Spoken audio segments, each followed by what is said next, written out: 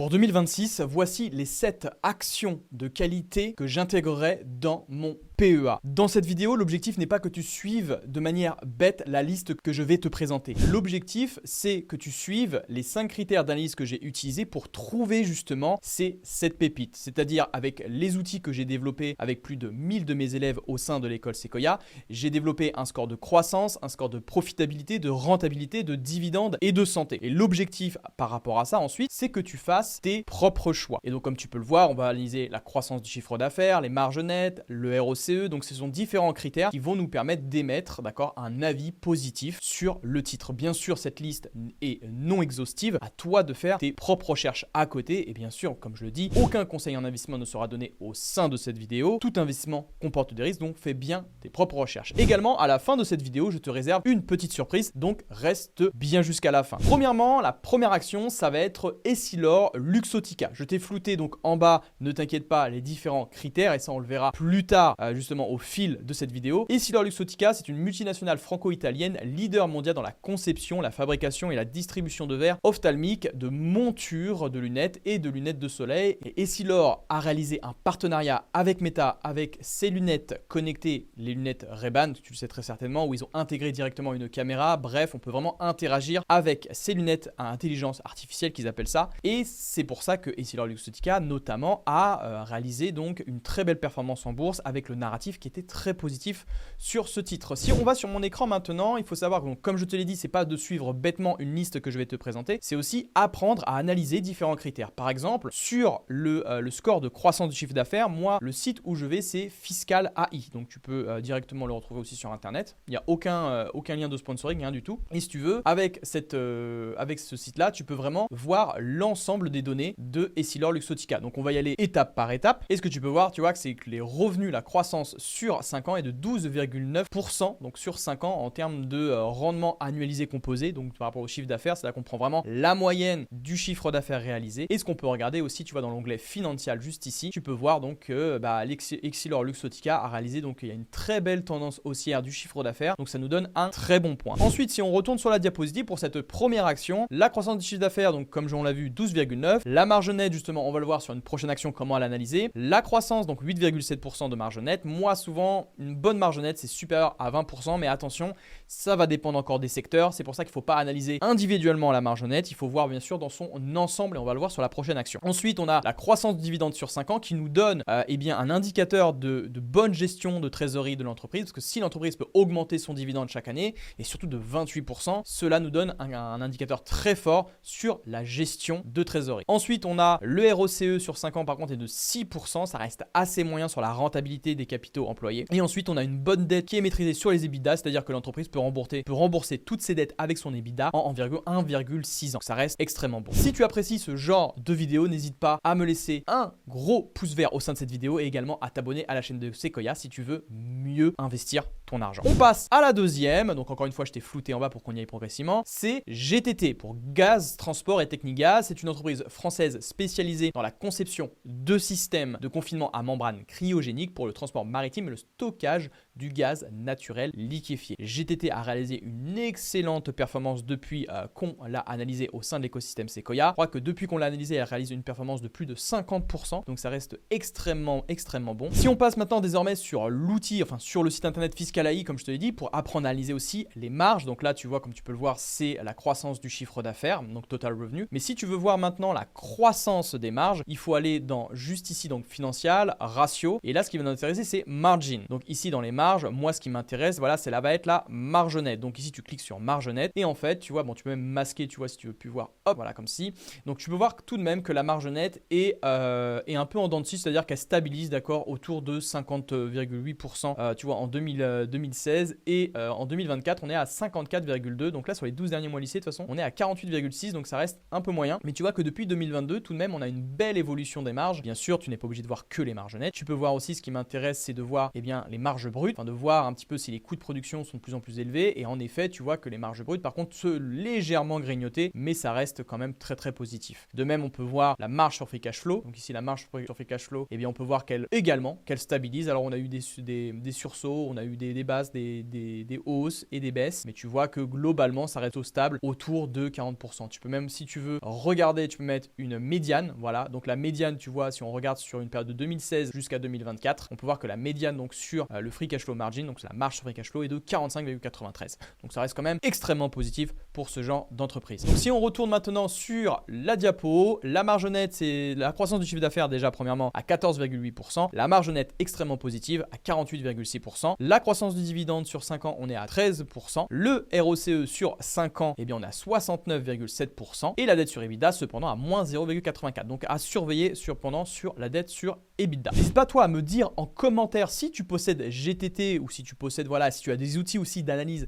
que tu utilises, n'hésite pas à me dire en commentaire ce que tu penses de ces deux premières actions et j'échangerai bien sûr avec toi. Ensuite, on passe à Euronext. Euronext est la principale bourse pan-européenne. C'est la société qui gère donc tout un tas de services boursiers et d'entreprises, y compris des listes de titres, des transactions en espèces et de produits dérivés et la diffusion de données de marché. C'est là où transitent souvent toutes les actions françaises que tu peux voir, voilà, comme LVMH est coté sur l'Euronext. Et bien c'est là où tout passe. Si on regarde donc l'Euronext juste ici, on peut voir que les chiffres sont plutôt positifs dans l'overview, donc c'est-à-dire sur le plan global, sur le site Fiscal.ai. Tu peux voir que les revenus sur 5 ans, on est à 16,2%, donc croissance moyenne annuelle. On a également la marge brute, une très belle marge brute à 100%, une marge nette à 36,2% et marge sur free cash flow à 47,9%. Donc c'est extrêmement bon avec également une très belle croissance de dividendes. Et justement, on passe au ce troisième indicateur qu'on regarde souvent et on va voir un petit peu ce que ça donne sur l'Euronext. Alors pour voir le ratio des dividendes, ce qui nous intéresse, voilà, c'est d'aller dans cette partie, hop, je vais te montrer, dividende juste ici. Et donc là, tu as dividende yield, donc ça c'est le pourcentage, mais nous ce qui m'intéresse c'est le DPS pour dividend per share, c'est-à-dire le dividende par action. On clique ici. Et moi ce qui m'intéresse aussi c'est le payout ratio, voir l'évolution du payout ratio. Alors on supprime, hop, juste ici la croissance des revenus. Et donc là ce qu'on peut voir, tu vois, c'est que le dividende augmente donc quasiment chaque année. Enfin en tout cas, il y a une très belle tendance haussière sur le dividende. Et ce qu'on peut constater, c'est que le dividende augmente, mais cependant, le payout ratio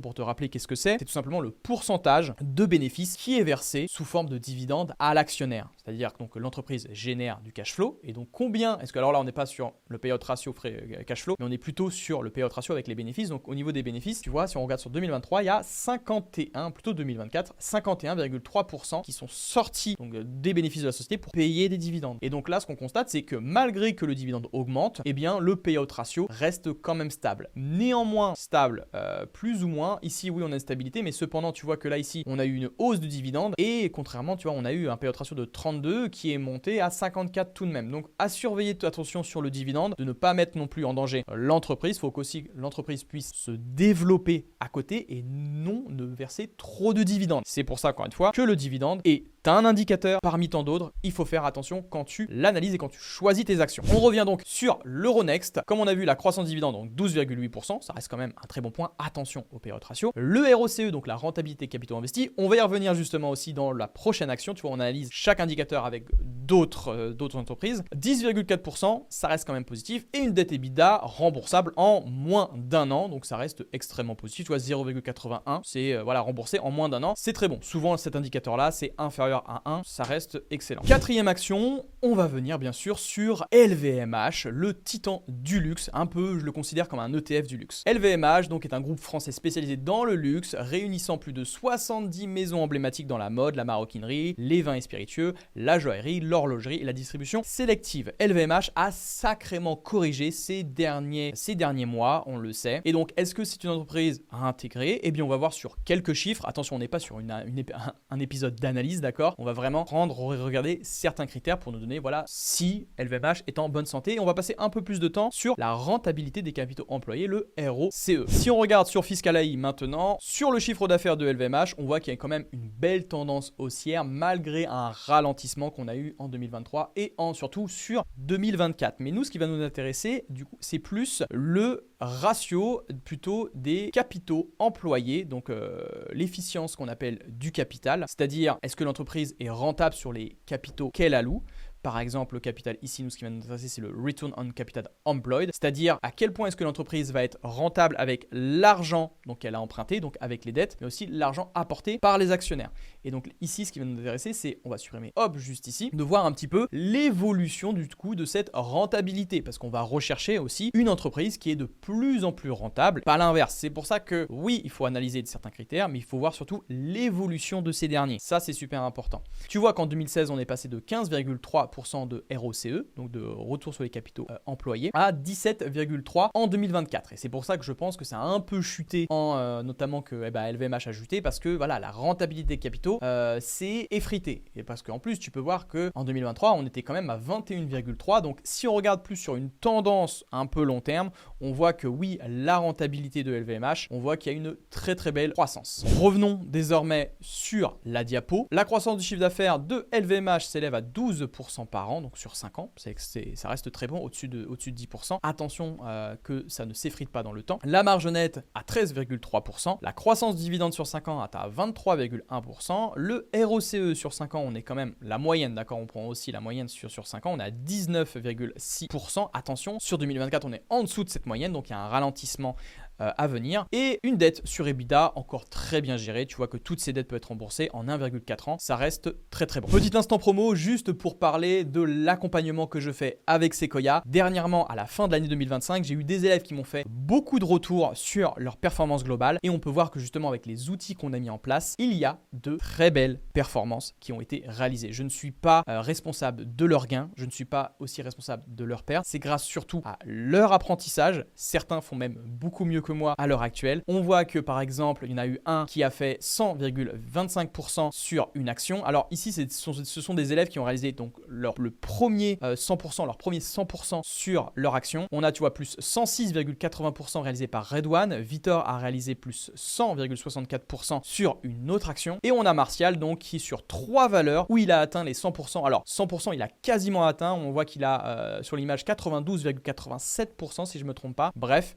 il a réalisé vraiment de très belles performances. Bien sûr, les performances passées ne préjugent pas des performances futures. Tout investissement comporte des risques. Mais ce que je voulais te faire part à travers ça, c'est que pour la nouvelle année 2026 et même un petit peu avant, là, si elle était encore en 2025, on ouvre des créneaux d'appel qui sont 100% offerts où on va échanger justement, on va te présenter l'accompagnement de Sequoia. Si cet accompagnement est fait pour toi, on va te présenter à la fois les outils, la communauté, les modules de formation, les outils, enfin bref, il y a vraiment plein de choses qu'on va te présenter au sein de cet appel. Donc si tu es intéressé pour te former et prendre en main ton avenir financier et apprendre à créer un patrimoine performant à long terme, c'est le premier lien dans la description pour réserver un appel avec moi ou avec un membre de mon équipe où on va tout expliquer. On retourne aux actions. La 5e action pour profiter également de l'automatisation et de l'IA, c'est Schneider Electric. C'est un leader mondial spécialisé dans la gestion de l'énergie et les automatismes et le groupe conçoit et propose des solutions intégrées pour optimiser la consommation énergétique et améliorer la performance industrielle. Donc on est plutôt sur de l'industrie, un peu de technologie et voici pourquoi est-ce que je l'intègre dans mon PEA. Quand je l'intégrerai potentiellement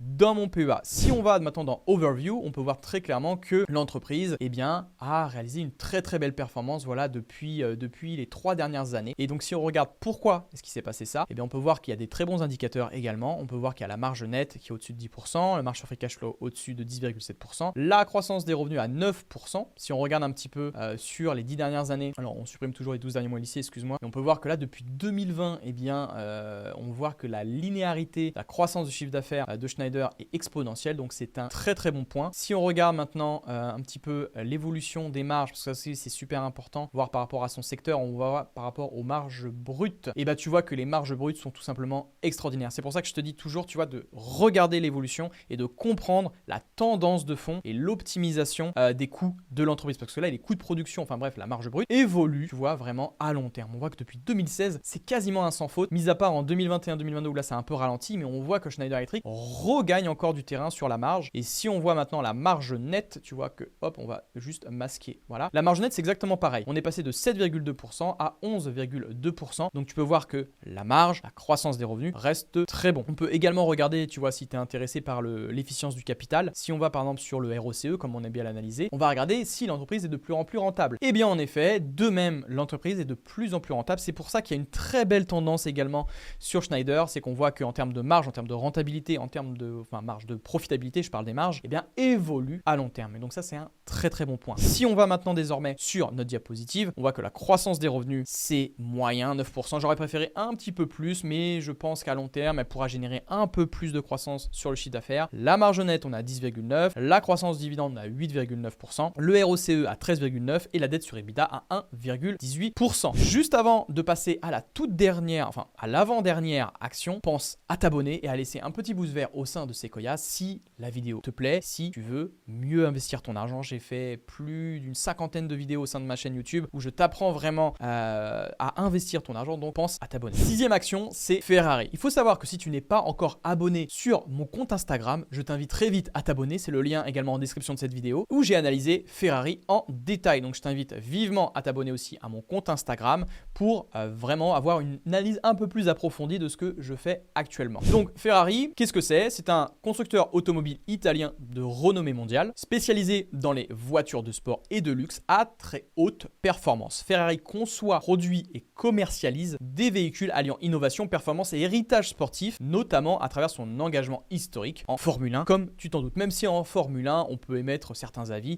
concernant la performance des monoplaces. Alors, on peut revenir maintenant sur l'analyse de Ferrari sur Fiscal AI. Premièrement, le total des revenus, on peut voir qu'il y a une très belle croissance. On voit que la linéarité du chiffre d'affaires est excellente. Concernant les marges brutes, on voit que il y a une légère évolution. Alors, 2017, tu vois, on a eu vraiment une très très forte hausse, puis une stabilisation, une baisse en 2022, puis là, ça reprend un petit peu sur la marge brute. Si on va maintenant sur la marge nette, eh bien, la marge nette est excellente. On a quasiment doublé en l'espace de 10 ans. Tu vois qu'on est passé de 10,2% en 2015 à 22,7% sur les 12 derniers mois lycée, voire tu vois en 2024, on a enregistré une belle marge, tu vois les marges nettes à 22,9%, donc ça c'est excellent. Si on regarde maintenant la marge sur free cash flow, on voit que c'est un peu en dents de scie tout de même, mais ça reste quand même, tu vois, très bon puisqu'on est passé de 18,3% à 26%. Donc attention là cependant, il y a peut-être des choses qui sont passées concernant la volatilité de la marge sur free cash flow. Si on regarde maintenant désormais l'évolution donc du dividende par action, on voit qu'il y a une très très belle tendance haussière sur ces 10 dernières années. Et si on regarde le payout ratio cependant, eh bien on voit que doucement, il faut faire attention, il évolue plutôt à la hausse. Tu vois qu'on est passé quand même en 2016 à 21,8% à 28,9%. Donc faire attention également que ça en pâtisse pas sur la croissance des bénéfices de l'entreprise. Et donc si on retourne un peu sur ma diapositive pour aller un peu plus vite, on voit qu'on la croissance du CA donc sur 5 ans est de 16,4%, c'est excellent.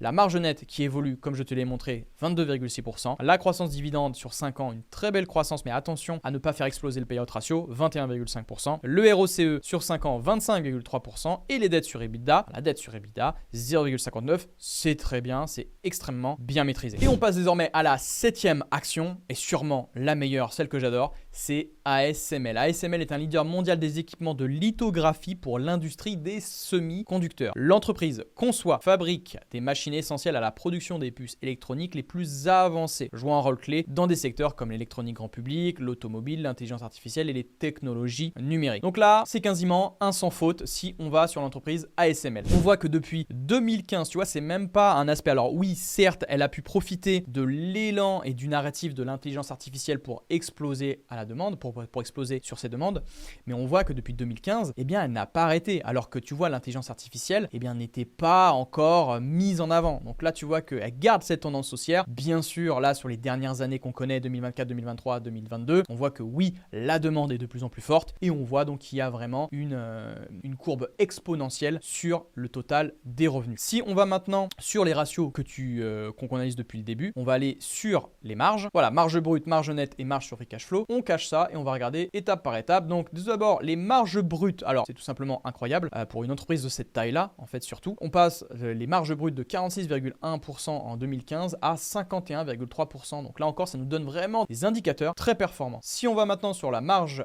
sur free cash flow, on voit que c'est plutôt assez stable dans le temps, d'accord? On garde à peu près la même marge, donc ça reste très très bon. Il n'y a pas d'alerte rouge là-dessus. Et si on va également sur la marge nette, on passe de 22,1% à 26% en 2024 et là sur les 12 derniers mois lycée à 29%. C'est un très bon point également. Et moi, ce que j'aimerais aussi rebondir, parce que tu t'en doutes bien, tout au long de cette vidéo, je n'ai pas parlé de PER, c'est-à-dire de valorisation, alors que c'est un critère essentiel selon moi avant d'acheter une action. actions. Donc moi, ce que je fais sur le site, et je vais te montrer du coup en direct comment est-ce que je fais, c'est que je vais sur PE, ici PE, donc ça veut dire Price Earning Ratio, donc Price Earning. Ici, donc je vais juste supprimer pour qu'on puisse voir un peu plus en détail, voilà. Et nous, ce qui va nous intéresser, tu vois, c'est de voir un petit peu l'évolution du PE, donc du Price Earning Ratio, donc tout simplement le prix sur bénéfice, combien est-ce que tu es prêt à payer l'entreprise, et bien voir sur 10 ans, sa moyenne sur 10 ans. Donc si on regarde maintenant, tu vas dans le petit onglet, tu as le petit rouage, tu vas dans médiane, et là en fin de compte, tu peux voir la médiane de ASML sur les 10 dernières années. Et donc là, tu vois que la médiane, bah, ça reste, c'était 28,74. Donc là, attention, on est quand même au-dessus de sa médiane, on est à 38 fois les bénéfices, mais cependant, c'est peut-être dû aussi à une perspective de croissance très forte. Et donc, si tu veux comparer ça aussi aux perspectives de croissance futures, donc les bénéfices attendus, tu peux voir le PEG. Et donc là, tu peux voir que le PEG est même très très bien noté, c'est-à-dire que là, l'entreprise est plutôt bien évaluée par rapport à sa croissance attendue, à sa croissance future. Donc ce Price Earning Growth, 1,3. Peter Lynch, il disait, tu vois, souvent un PEG inférieur à 1,5, c'est une entreprise qui est bien évaluée. Inférieur à 1, c'est une entreprise qui est sous-évaluée par rapport à la croissance